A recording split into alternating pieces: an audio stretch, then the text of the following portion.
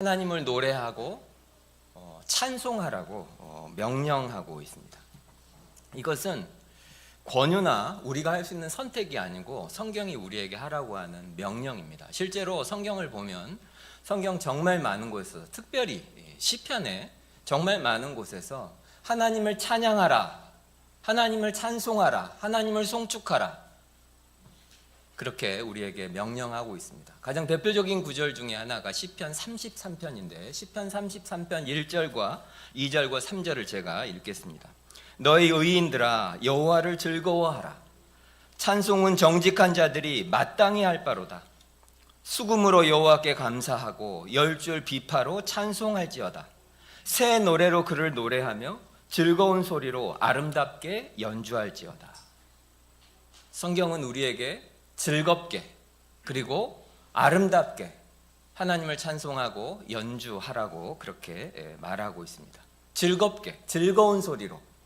그러니까 어쩔 수 없어서가 아니라 의무감에 하지 말고 마음을 담아서 기쁘게 하나님을 찬양하라는 거죠. 두 번째, 아름답게 하라고 말합니다. 그냥 열정만 있으면 되는 것이 아니고 은혜만 있으면 되는 것이 아니고 우리 모두가 유명한 음악가가 될 수는 없지만 최선을 다해서 가장 아름다운 것으로 하나님께 드리라는 거예요. 즐거운 마음으로 아름답게 하나님을 찬양하는 것은 성도의 의무이고 책임입니다. 왜 성경이 이걸 우리에게 명령하겠습니까? 이것이 우리 영혼에 너무나 중요하기 때문입니다. 하나님을 찬송하는 것, 하나님을 찬양하는 것, 사실 이것은 우리 영혼에 너무나 유익하고 그리고 가장 중요한 일 중에 하나입니다. 그 증거가 오늘 본문에도 나와요. 오늘 본문에 바울은 성령으로 충만하라 그렇게 말하죠. 그런 다음에는 그 성령으로 충만한 사람들은 어떤 삶을 사는지, 성령 충만함이 어떤 변화를 만들어내는지 말하고 있습니다. 그 첫 번째가 찬양입니다. 성령으로 충만하게 되면 첫 번째가 하나님을 찬양하게 돼요. 그리고 나서 뭐 어떤 변화가 나타나게 되냐면 그가 맺고 있는 모든 관계들의 변화가 나타납니다. 가장 가까이 남편과 아내 사이의 변화가 나타나고, 그리고 자녀와 부모 사이의 변화가 나타나고, 일터에서 변화가 나타납니다. 그래서 바울은 찬양을 이야기한 다음에 5장 22절부터 6장 9절까지 이 관계의 변화에 대해서 길게 이야기합니다. 성령 충만함의 가장 첫 번째 증거를 성경은 찬양이라고 말하고 있습니다. 이것이 얼마나 중요한지 몰라요. 하나님으로부터 구원함을 받는 은혜를 입고 나서 성도들에게 나타나는 가장 첫 번째 증상 중에 하나는 성도들이 함께 모여서 하나님을 찬양하고 성도들이 고백하는 그 찬송의 소리를 듣고, 그렇게 예배 중에 우리가 함께 모여서 방금 한 것처럼 그렇게 하나님을 찬양하고 찬송하는 이 예배를 사랑하게 되는 것이 하나님의 은혜를 입은 사람들에게 나타나는 가장 중요한 첫 번째 증상 중에 하나입니다. 우리가 모여서 함께 하나님을 찬송할 때 느껴지는 그 기쁨, 만약에 그 기쁨이 무엇인지 잘 모르겠고 만약에 낯설다면 아마 오늘 현재 우리가 복음을 충분한 만큼 깊이 누리지 못하고 있다는 그런 증거일지도 모릅니다. 찬송이 이렇게 중요한 거예요. 왜 그러겠습니까? 가장 첫 번째로 성경이 우리에게 이걸 명령하고 있는 이유는 그만큼 하나님을 찬양하는 이 일이 굉장히 큰 힘이 있기 때문에 그래요. 음악 자체가 사실 힘이 있죠. 오늘 19절을 보십시오.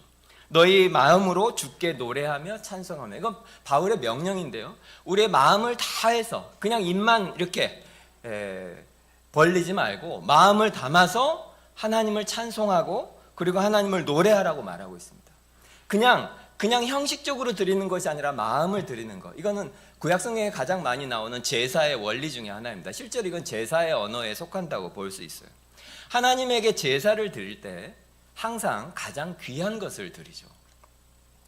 하나님께서 우리에게 길가에 있는 돌을 들여다가 하나님에게 번제로 드리라고 말하지 않습니다.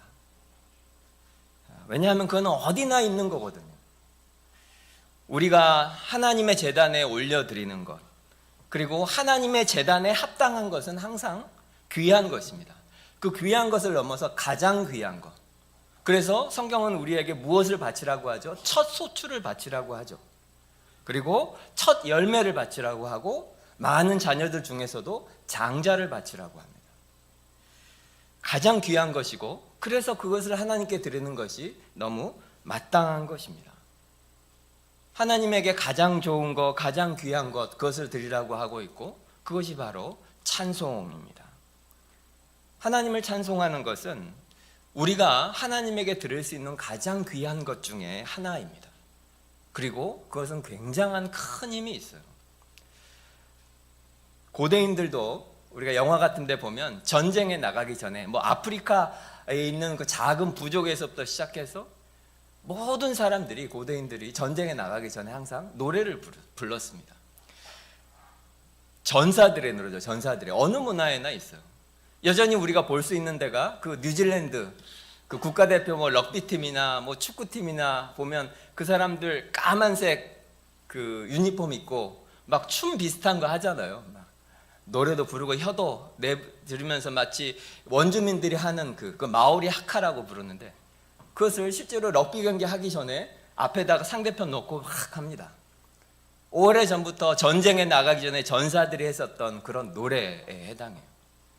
노래가 힘이 있기 때문이에요. 이것은 역사 모든 곳에 깃들어 있습니다. 좀 슬프지만 예전에 아메리카 대륙에 있었던 노예들 있죠. 그 노예들이 불렀던 노래를 흑인 연가라고 부르잖아요. 자유가 없고 완전히 권리도 없고 힘도 없고 아무 소망이 없는 그 노예들이 이 노래를 만들어서 불렀습니다. 그 노래의 가사를 보면 대부분 다 성경에서 모티브를 가져온 노래들이 많습니다. 예를 들자면 요단강 건너가서 약속의 땅에 들어가는 그런 가사의 내용이라든지 아니면 모세가 출애굽한 것처럼 우리도 언젠가 구원의 땅에 들어가게 될 것이라든지 특별히 이런 노래도 있어요. 물속을 걸으라. 뭐가 생각나십니까? 홍해죠. 홍해를 건너가는 것 같은 그런 가사를 노래로 만들어서 그 소망이 없고 절망적인 상황에서 노예들이 불렀습니다. 그러니까 그 상황을 견주어 보면 도저히 소망이 없고 그런 상황에서 하나님의 하실 일과 도대체 언제가 될지는 모르지만 그런 먼 미래에 일어날 그 일이 진짜로 오늘 현재 내 삶을 견디게 하는 그런 힘을 그 노래가 그들에게 주었던 거죠. 이건 너무나 많은 곳에 있습니다. 유명한 영화 쇼생크 탈출 여러분 많은 분들 보셨죠? 그 영화에서 제일 유명한 장면이 무엇이죠? 여러 가지가 있지만 가장 유명한 장면 중에 하나가 주인공이 도서관에서 정리를 하다가 거기서 레코드판 한 장을 발견하는데 모차르트 레코드판이에요.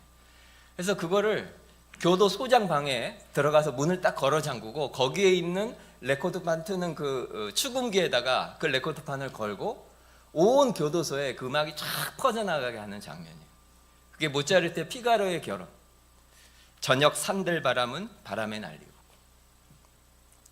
그래서 그 장면을 보신 분들은 기억하시겠지만 운동장에 있던 모든 죄수들이 갑자기 그쪽을 마치 하늘을 쳐다보는 것처럼 이렇게 쳐다보는 장면이 있습니다. 감옥에서 하늘을 보는 음악을 들으며 굉장히 감동적인 장면 중에 하나인데 그렇다고 해서 이 사람들이 어디 갑자기 감옥 문이 열리고 이런 건 아니에요. 현실은 그대로 있지만 그 속에서 뭔가 영원한 것 그리고 자신들의 마음을 고양시키던 그 무엇 더 큰 것 이런 것들을 기억하게 하고 다시 떠올리게 하는 그런 장면 중에 하나입니다. 음악에 그렇게 힘이 있기 때문이에요. 세상 음악이 하물며 우리가 함께 부르는 하나님을 찬양하는 이 찬송은 얼마나 힘이 있겠습니까? 아마 여러분도 이 찬송의 힘을 경험한 분들이 많이 계실 거예요. 제가 가끔 말씀드리지만 로이 존스 목사님의 교회에서 실제로 있었던 그런 실화입니다. 로이 존스 목사님이 살아계실 때 런던에 있는 웨스트민스터 채플이란 교회에서 목회를 하셨는데 이 교회가 런던의 그 유명한 템즈 강에서 그리 멀지 않은 곳에 있는 교회였어요. 어떤 사람이 이제 밤에 너무 인생이 괴로워서 자살하려고 강에 빠져서 자살하려고 이제 템즈 강에 온 거예요. 그런데 죽을 자리를 찾으려고 어디서 빠지면 곧바로 죽을까? 그래서 적당히 죽을 자리를 찾으려고 이렇게 걷던 중에 갑자기 기회에서 일요일날 저녁이었는데 찬송 소리가 들리는 거예요. 음악 소리, 정확하게 그 사람 귀에는 음악 소리로 들렸겠죠. 그날 저녁, 주일 저녁에 웨스트민스터 채플에서 저녁 예배를 드리고 있는데 거기서 부르는 찬송 소리가 자살하려고 템즈강을 찾았던 사람의, 남자의 귀 속에 이렇게 저 멀리서 그 소리가 들린 것. 근데 이상하게 그게 호기심이 생기고 저 더 듣고 싶은 그런 마음, 뭔가 그 소리가, 그 음악 소리가 마음속에 알 수 없는 그런 희망 같은 이런 것을, 또 위로 같은 그런 느낌을 주어서 이 사람이 뭐에 홀린 듯이 그 음악 소리, 그 찬송 소리에 이끌려서 예배당으로 들어오게 됩니다. 그리고 그 사람이 그날 예배를 드리고 강으로 가지 않고 집으로 돌아갔어요. 그리고 이제 그리스도인이 되었던, 실제 있었던 그런 이야기입니다. 교회에서 찬송을 들으면서 그 사람이 무슨 생각을 했을까요? 다 비슷합니다. 지금 내가 살고 있는 현실이 있는데 그것보다 더 큰 무엇이 분명히 있다.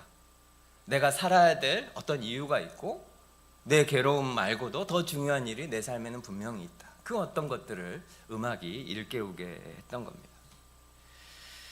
사실 예배를 드릴 때 많이 느껴지는데 하나님을 두려워하지 않는 사람들도 있고 아직 신앙이 없는 그런 사람들도 예배에 올 때가 있습니다. 하나님을 두려워하지도 않고 교회 와도 믿어지지도 않고, 그런데 이제 본인은 교육도 많이 받고 뭐 세상에서 높은 사람이고, 그러면 앞에서 저 같은 목사가 하는 설교를 잘 듣기가 보통 쉬운 일이 아닙니다. 너무 괴로워요.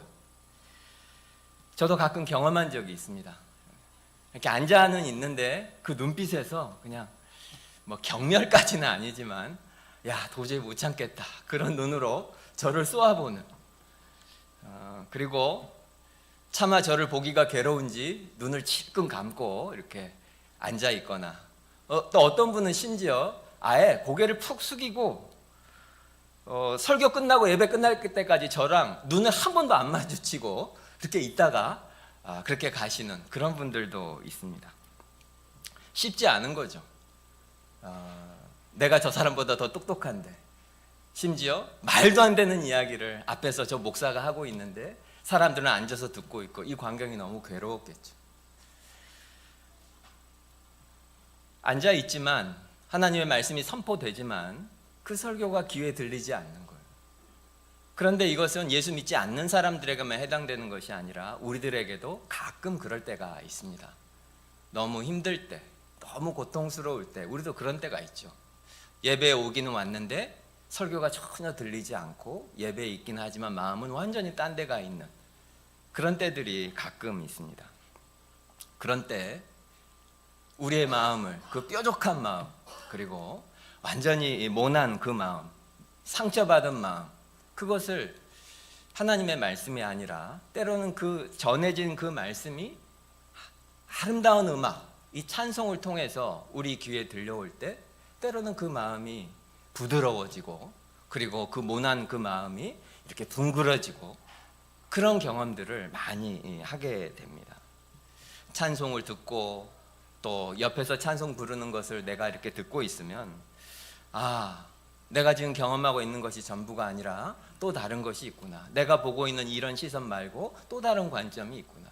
혹시 내가 살고 있는, 내가 전부라고 생각하고 있는 이 세상 말고 또 다른 세상이 있는 것은 아닐까, 그런 생각들을 하게 됩니다. 그래서 이 찬송은 어떤 종교적인 논쟁을 하거나 어떤 교리적인 논리를 그렇게 설득하는 그런 것이 아니죠. 그걸로 할 수 없는 그 무엇을 합니다. 말로는 표현할 수 없지만, 하나님에 관하여 내가 다 설명은 할 수 없지만 하나님을 경험하게 하는 그런 일을 때때로 찬송이 하게 됩니다. 어쨌건 찬송에는, 하나님을 찬양하는 것에는 굉장한 힘이 있습니다. 그런데 왜 그렇게 힘이 있을까요? 무엇 때문에? 오늘 성경이 말하고 있죠. 이건 성령 충만함과 아주 깊이 연결되어 있기 때문에 이 찬양 속에는 굉장히 힘이 있어요. 오늘 바울이 말하죠. 술 취하지 말라. 이는 방탕한 것이니 오직 성령으로 충만함을 받으라. 시와 찬송과 신령한 노래들로 서로 화답하며 너희의 마음으로 주께 노래하며 찬송하며. 성령 충만, 그리고 그것이 곧바로 찬양으로 연결이 됩니다.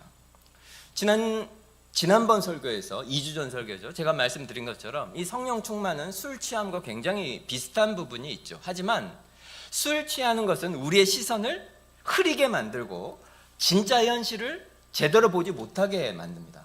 하지만 성령 충만은 정반대죠. 지금 보지 못하는 것을 보게 만들고 지금 보이지 않은 진짜 현실, 더 큰 현실, 더 큰 그림, 그것을 보게 하는 것이 성령 충만입니다.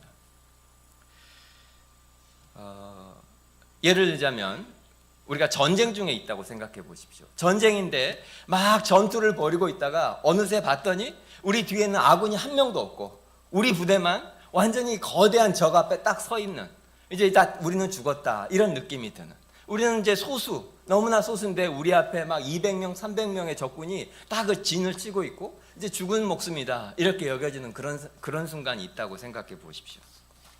죽음의 공포가 밀려오고 이제 끝났구나. 이제 그런 때 오늘 바울의 에베소서 5장의 비유대로 하면 두 가지 방법이 있겠죠. 그 공포와 두려움을 이기는 방법은 어차피 이제 내일 새벽에 저놈들 쳐들어오면 우린 다 죽는다. 방법이 없으니 오늘 저녁에 우리 마지막으로 술이나 먹고 그냥 공포를 이기자, 두려움을 이기자. 그러면서 온 부대가 모여서 남은 술 다 까서 마시면서 두려움을 이기는 그런 방법도 있겠죠. 하지만 그렇게 해서 얻는 평안은 가짜죠, 가짜.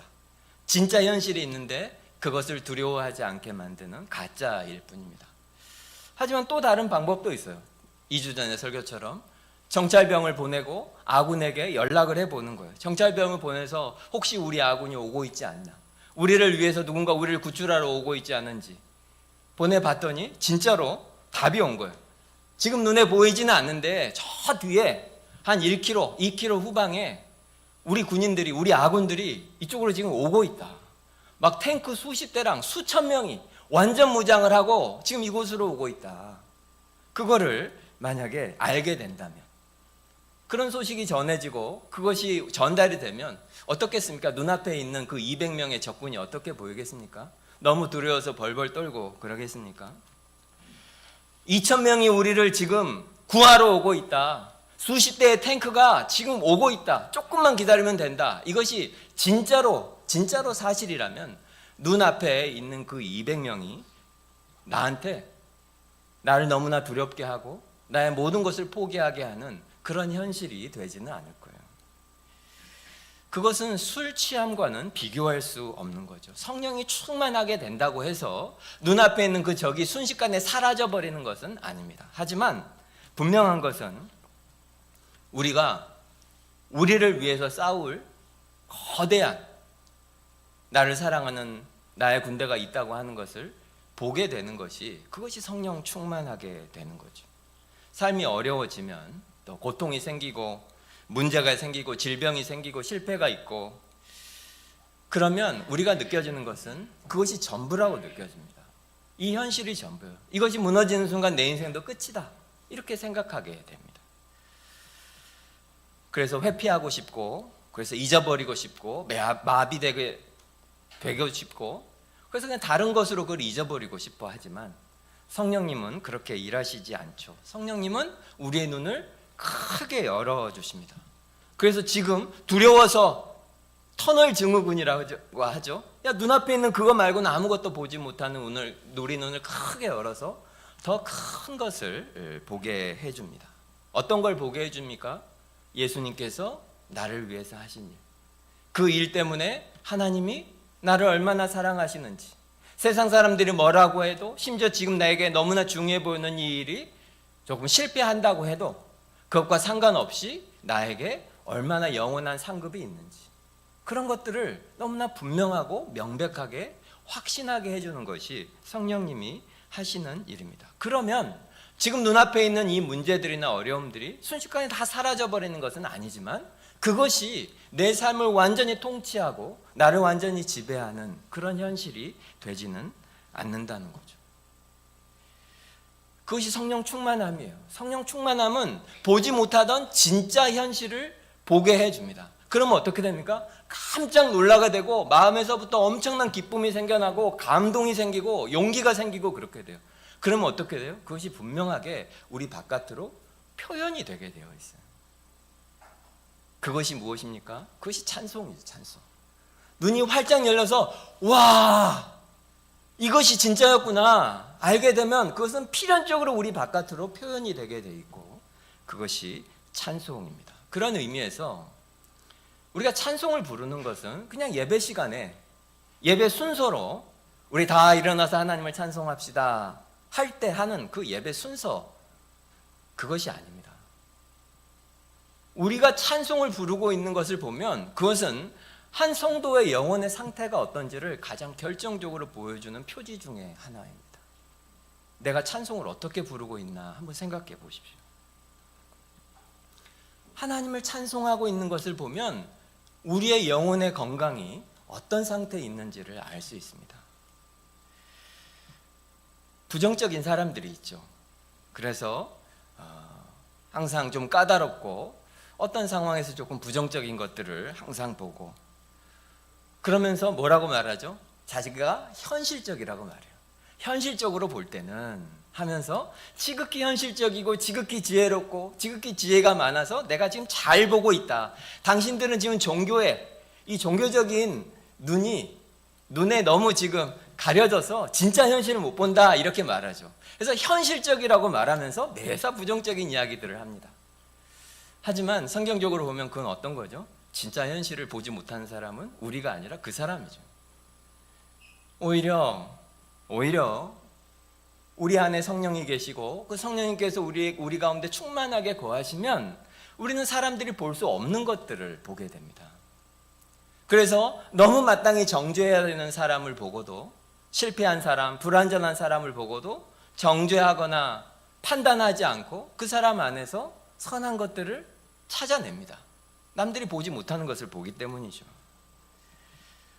너무나 어려운 상황에서도 남들은 절망하지만 우리는 하나님이 하실 일들을 기대하게 됩니다.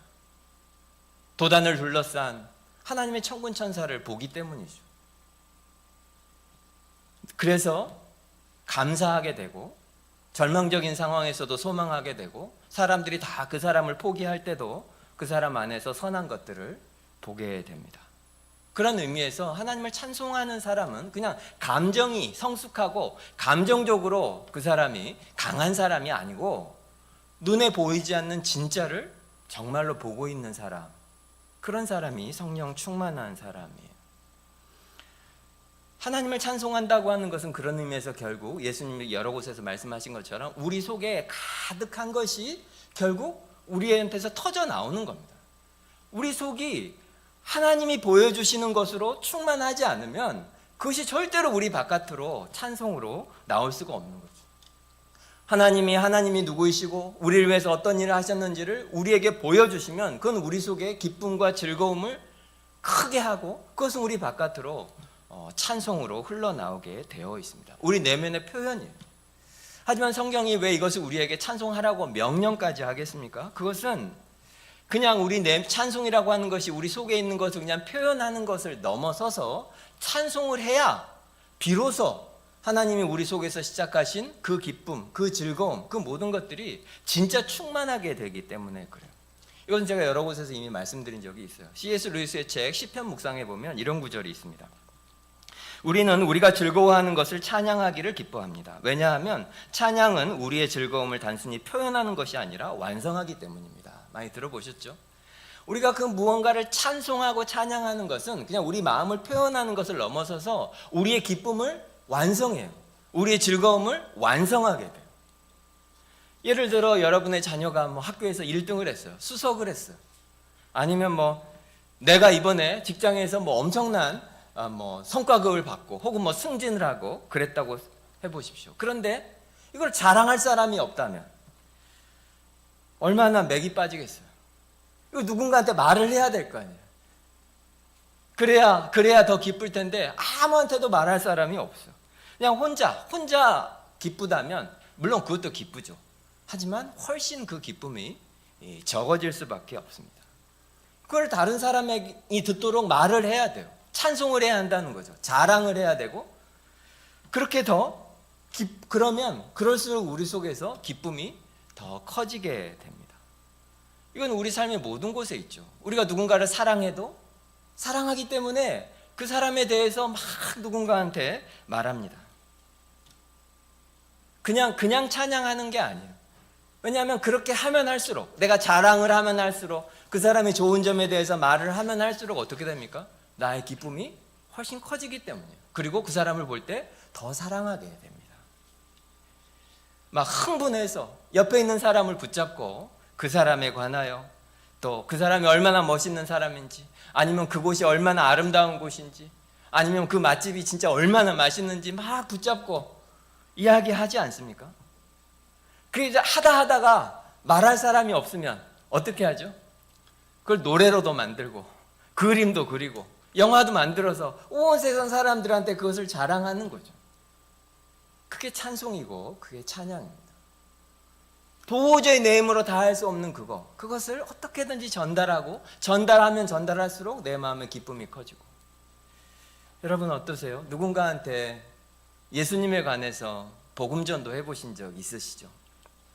여러분의 신앙에 관하여, 여러분의 믿음에 관하여, 하나님이 나를 사랑하시는 것과 그분이 나에게 주신 그 은혜를 그 누군가한테 전달해 본 적 있으시죠? 그럴 때 어떤 기분이 듭니까? 하나님의 그 사랑과 하나님의 그 은혜와 이런 것들을 예수 안 믿는 그 누군가한테 막 설명해 보려고 하신 적 있을 거예요. 하나님이 누구시고 하나님이 얼마나 나를 사랑하시는지, 예수 믿고 살아가는 삶이 어떤지 설명을 하면 사람들이 잘 이해를 합니까? 잘 이해가 안 되죠. 사실 저는 그걸 매주 하고 있는 편이지만, 사실 그럴 때마다 어떤 기분이 드냐면, 내가 하고 있는 이 말이라고 하는 게 정말 도저히 하나님과 그분의 사랑과 그분의 은혜와 그분이 하신 일들을 절대로 다 담을 수가 없구나, 그런 생각을 하게 돼요. 너무 거대하게 큰 것을 너무나 작은 곳으로 전달하는 그런 느낌. 그분은 정말 무한히 크신데 그거를 한두 줄 글에 담아서 누군가한테 전달한다는 게 말이 안 되는. 태산이 있다고 해보세요. 태산을 옮기는데 그냥 작은 모종삽 하나 주면서 옮기는 그런 느낌. 언제 이거를 다 합니까?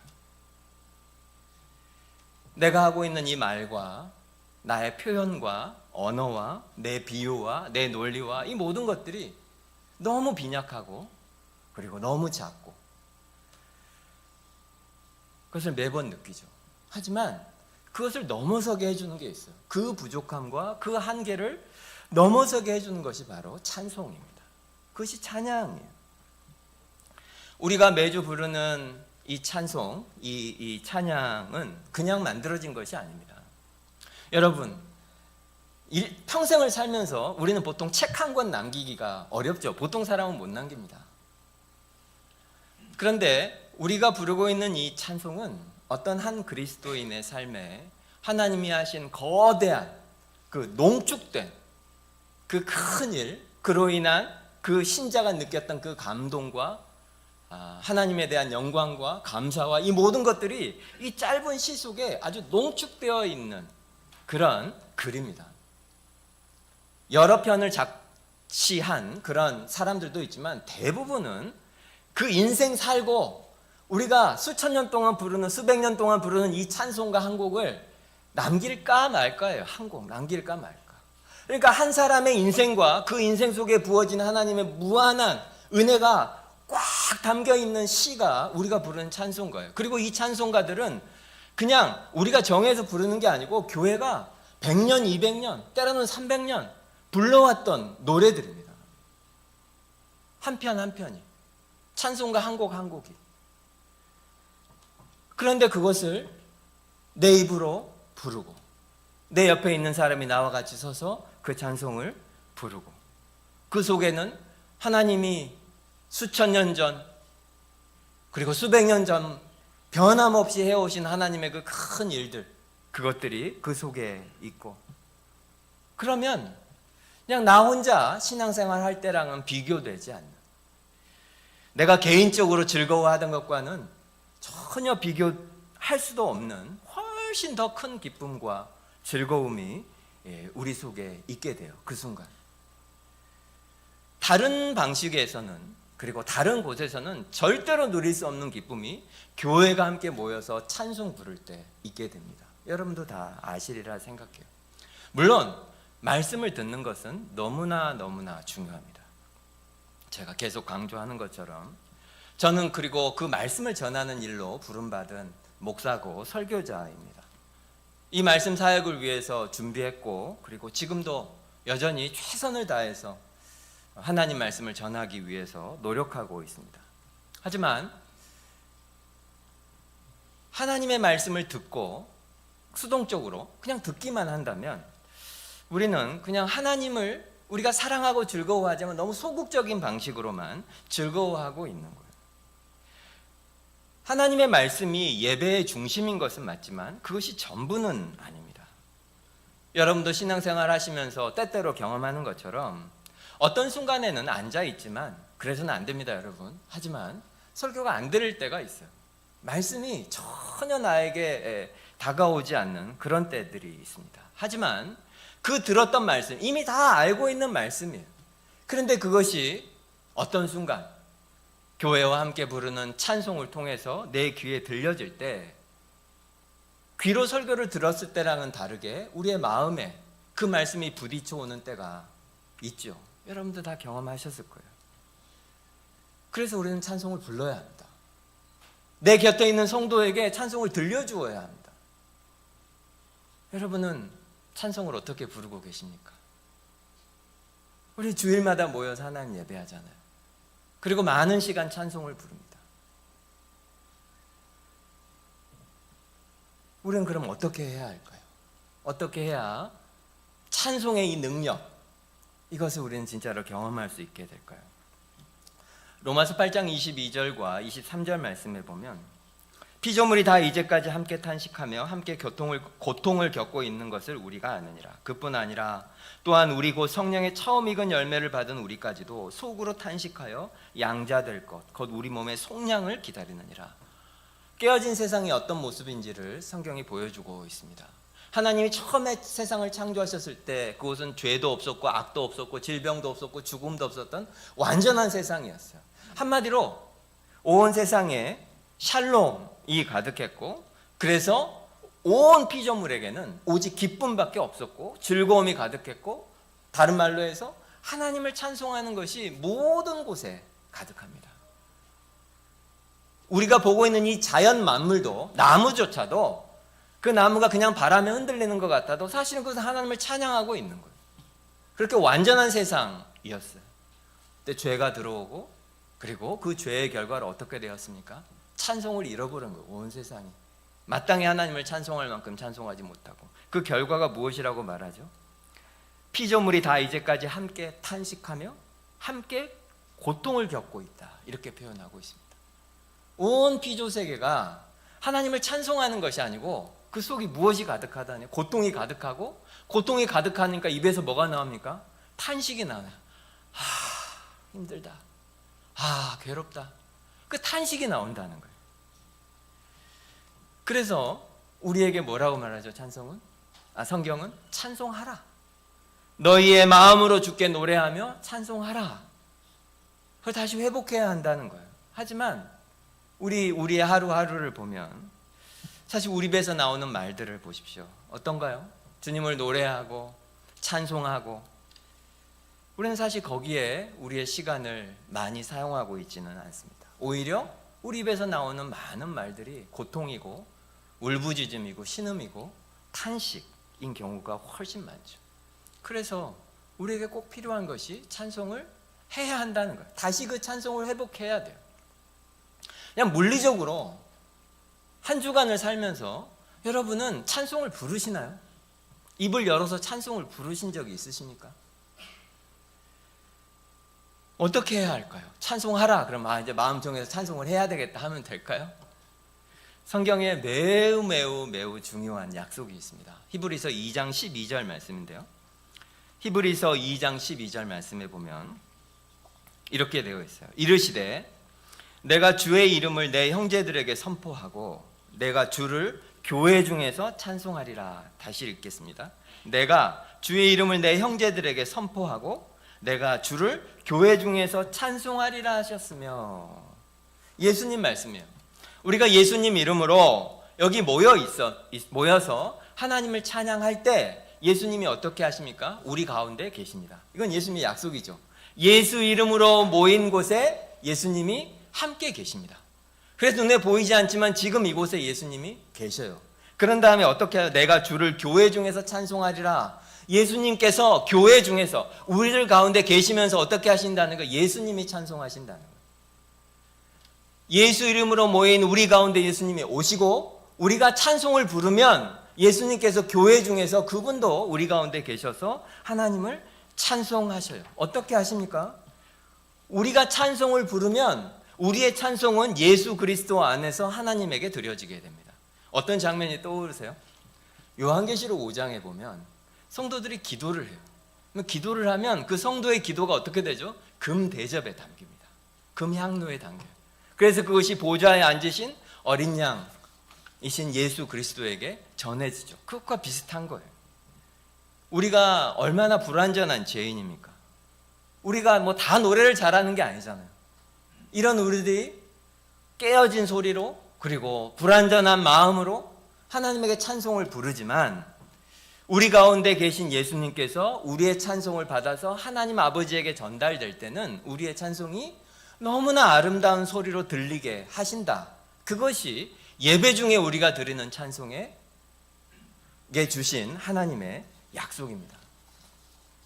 제가 몇 차례 말씀드린 적이 있어서 다 아시는 분들이 있을 텐데 이 예와 사실 이것보다 강렬한 경험이 제 삶에는 없어서 제가 다시 한번 이 예를 말씀을 드립니다. 들으신 분 많이 계실 텐데 저희가 예전에 미국에서 교회를 섬길 때 일인데요. 그 교회는 지금 우리 교회 규모 정도 되는 교회였습니다.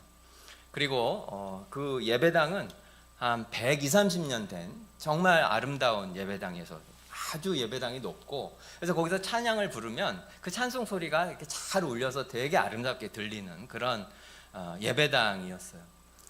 그 교회에는 성가대가 있었는데 그 교회 구성이 뭐 한국에서 온 유학생들이 많은 교회가 아니고 대부분 오래전에 이민 와서 거기서 살고 계신 그런 나이 드신 분들이 많은 그런 교회였어요. 그러니까 성가대가 있는데 그 성가대 구성원들도 대부분 많은 경우에 이제 나이가 드신 분들이 많았고 그리고 노래를 잘하는 분들이 꼭 거기 있기보다 찬송하기를 좋아하는 분들이 이제 성가대를 했던 그런 교회였어요. 그런데 그 성가대 속에 아주 정말 노래를 잘하는 소프라노 자매가 한 명 있었습니다. 유명한 그런 보스턴에 있는 매우 유명한 음악원에서 음악을 전공하는 진짜 유명하고 노래를 잘하는 가수 한 명이 그 성가대에 이제 한 명이었어요. 노래를 참 잘하는 분이었어요. 매주 이제 성가대가 찬양을 하는데 성가대의 그 찬양 소리가 어떻겠습니까? 정말 좋았습니다. 그 좋은 예배당에 이렇게 찬양을 부르면 그 찬양 소리가 정말 아름답고 좋게 들렸어요. 나중에는 어떤 일이 있었냐면 본인들이 찬양한 그 찬송이 너무 아깝다고 자체적으로 그걸 막 녹음을 해가지고 나중에는 CD로 만들어서 우리한테 선물로 주기도 했습니다. 자신감이 얼마나 넘치는지 자신들이 부른 찬송이 너무 좋다는 거예요. 하지만 그 자매가 만약에 주일날 한번 빠지면 어떻게 되겠습니까? 그 찬양이 아름답게 들린 것은 정말 그 자매 때문이었어요. 그 자매의 너무나 아름다운 그 소리가 그 자매에 비하자면 상대적으로 찬양을 별로 하지 못했던 모든 사람들의 소리를 다 묻히고 전체를 너무 아름다운 찬양으로 이렇게 만들어 주었던 그런 경험이 있습니다. 우리의 찬양도 그것과 크게 다르지 않습니다. 우리가 함께 모여서 찬송을 부르면 음이 잘 안 맞는 분들도 많으시죠. 저도 틀릴 때도 많고 그렇지 않습니까? 또 어떤 분들은 음을 맞추고 못 맞추고의 문제가 아니라 마음이 전혀 찬송을 부르고 싶지 않은 그런 마음으로 주일에 예배에 참석하는 분들도 계십니다. 아까 로마서 8장의 표현대로라면 탄식하는 거죠. 여러 상황 때문에, 지금 내가 처한 상황 때문에, 마음에 있는 걱정과 염려 때문에, 어떤 일 때문에, 누구와의 관계 때문에 여기 앉아는 있지만 한 찬송 부를 마음이 아닌 그런 순간이 있죠. 그리고는 그냥 서서 듣습니다. 그래서 찬송을 하는데 그냥 가사만 뚫어져라 보고 있기도 하죠. 생각보다 많은 분들이 그렇게 계십니다. 그런데 만약에 우리가 이렇게 주일날 찬송 부르는 그 소리를 만약에 녹음을 해 놓으면 아마 우리의 찬송도 꽤 아름답게 들릴 겁니다.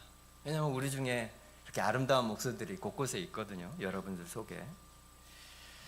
무엇보다도 아까 히브리서 2장의 약속을 우리는 항상 기억해야 돼요. 예수 이름으로 모인 이곳에 예수님이 계십니다.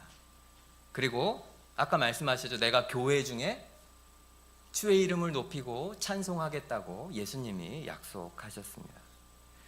우리가 모여서 찬송하지만 또 우리가 서툰 목소리로 또 잘 맞지 않는 음정으로 찬송을 한다고 해도 우리가 이곳에서 함께 예배드리면서 찬송을 부르면 그것은 하늘에 계신 하나님에게 예수 그리스도의 그 아름다움으로 그분의 아름다운 목소리로 가장 완벽하게 들려집니다. 이 진리를 우리는 믿어야 됩니다. 지금 이 설교는 이렇게 하자 저렇게 하자에 관한 설교가 아닙니다. 우리가 무엇을 하고 있는가를 기억하자는 거죠. 오늘 바울은 우리에게 즐거운 마음으로 주님을 노래하고 찬송하라고 말하고 있습니다. 여러분은 어떻게 하고 계십니까? 그렇게 찬송 부르고 계십니까? 물론 모든 예배가 즐거울 수가 없죠. 그리고 찬송 부를 때 매번 우리의 마음이 즐거울 수가 없겠죠. 왜냐하면 우리가 아직 완성되지 않은 세상에 살기 때문이에요. 그리스도인이지만 구원받은 백성이지만 우리의 삶에 하나님을 찬송하지 못하겠다. 지금 내 감정과 내 기분과 내 상황이 도저히 그럴 기분이 아니다. 그런 상황이 아니다 느껴지는 그런 상황들이 우리의 삶에 꽤 많이 있습니다. 하지만 오늘 성경은 우리에게 명령하고 있어요. 찬송하라. 왜요? 그러다 보면 그럼에도 불구하고 우리가 찬송을 하고 있으면 어떻게 됩니까? 우리 가운데서 찬송하시는, 우리 가운데서 노래하시는 예수님의 음성을 듣는 날이 분명히 있습니다. 매번은 아닐지 몰라도 여러분이 살면서 신앙생활 하시면서 이미 경험하셨던 것처럼 그 어떤 순간 그 하나님의 말씀이 내 속에 말씀하시는 그런 순간이 분명히 있게 됩니다. 사실 제가 매주 설교하면서 겪는 그런 일이에요. 설교하면서 매주 같은 소원이에요. 사실 설교 말고 뭐 1:1 양육이라든지 제자 훈련이라든지 사실 그런 것이 훨씬 효과도 빠르고 그리고 더 도움이 될 것 같아서 설교보다는 오히려 더 효과적이라고 생각할 수도 있고, 사실 설교는 그런 의미에서 굉장히 비효율적인 방식입니다. 여러분에게 딱 맞는 수준으로 딱 맞는 것을 줄 수는 없거든요. 설교를 통해서 온 교회가 함께 모여 있고 어린아이들도 있고 노인도 계시고 영적으로도 성숙도도 전혀 다르고 온 교회가 함께 모여서 한 말씀을 들어야 하기 때문에 효율적이지는 않죠. 하지만 저는 여전히 교회가 함께 모여 있을 때 교회에 주시는 하나님의 말씀이 진짜 능력이 있다, 그것을 아직도 믿고 있습니다. 그래서 매주 설교하면서 서두르지 않으려고, 그리고 너무 효과적이지 않으려고 애를 씁니다. 목사님 설교가 맨날 들어도 그 말 같고 귀에 잘 안 들리고 구체적이지 않고, 여러분이 혹시 그렇게 느끼신다면 안 믿으실지 모르지만 의도적인 겁니다. 제가 못해서가 아니고. 아니, 이건 취소하겠습니다. 그래서 매주 기대하는 건 하나예요. 너무 효과적으로, 너무 잘, 오늘 이 한 편에 내가 목숨을 걸겠다. 물론 그런 마음이긴 하지만 진짜 바라는 것은 오늘 설교를 하면 어떤 한 영혼에 단 한 방울의 은혜가 꼭 떨어지기만 하면 그걸로 충분하다, 그렇게 생각해요.